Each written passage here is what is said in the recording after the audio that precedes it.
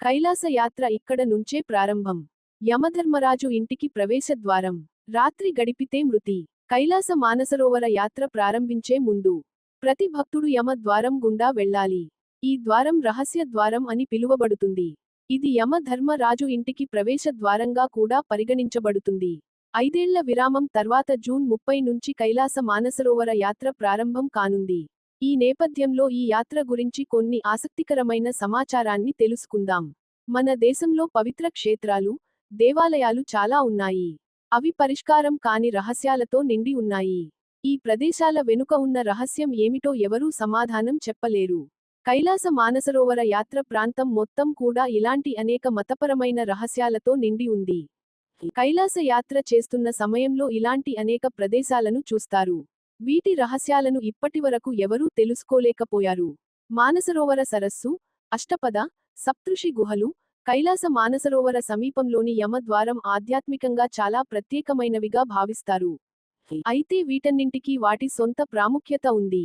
అయితే వీటన్నింటిలో యమ ద్వారం చాలా మర్మమైనదిగా పరిగణించబడుతుంది.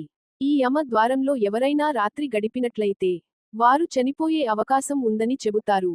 అటువంటి పరిస్థితిలో ఈ రోజు యమ ద్వారానికి సంబంధించిన మర్మమైన నమ్మకాల గురించి తెలుసుకుందాం. కైలాస యాత్రలో యమ ద్వార ప్రాముఖ్యత ఏమిటి? హిందూ మత విశ్వాసాల ప్రకారం యమద్వారం మృత్యుదేవత అయిన యమ ప్రవేశ ద్వారంగా భావిస్తారు. ఈ ద్వారం కైలాస పర్వతం ప్రదక్షిణ చేసే మార్గంలో ఉంది. ఇది టిబెట్లోని దార్చేన్ నుంచి దాదాపు 30 నిమిషాల దూరంలో ఉంది. దీనిని టిబెటన్ భాషలో టార్బోచే అని కూడా పిలుస్తారు. ఈ యమద్వారంలో రాత్రి గడపడం కూడా మరణానికి దారితీస్తుందని విశ్వాసం ఉంది. ఇక్కడ నుంచి వెళ్లిన తర్వాత వెనక్కి తిరిగి చూడకూడదు. రాత్రి గడపడం మరణానికి దారితీస్తుంది. గతంలో ఈ ద్వారం దగ్గర రాత్రి గడపడానికి ప్రయత్నించి ప్రజలు మరణించిన సంఘటనలు చాలా జరిగాయని ఇక్కడి ప్రజలు చెబుతారు.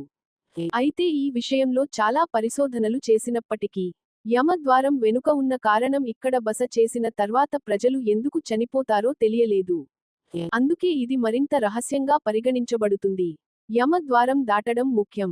ఈ యమద్వారం కైలాస పర్వత ప్రదక్షిణకు ప్రారంభ స్థానం. దానిని దాటడం ఒక ముఖ్యమైన మతపరమైన చర్యగా పరిగణించబడుతుంది. టిబెటన్లు ఇక్కడ ఒక జెండా స్తంభాన్ని ఏర్పాటు చేస్తారు. దీనిని ప్రతి సంవత్సరం పౌర్ణమి నాడు మారుస్తారు. జానపద నమ్మకాల ప్రకారం యమ ద్వారం ప్రదక్షిణ చేసే వారు స్వర్గం, మోక్షాన్ని పొందుతారు. కైలాస మానసరోవర యాత్ర యమ ద్వారం గుండా వెళ్లేటప్పుడు ఈ యమ ద్వారం యమధర్మరాజు చిత్రగుప్తుడి పుస్తకంలోని మీ చెడు పనులను తొలగిస్తాయని కూడా చెబుతారు. యమధర్మరాజు స్వయంగా ఇక్కడ శివుని పవిత్ర స్థలాన్ని రక్షిస్తున్నాడని చెబుతారు.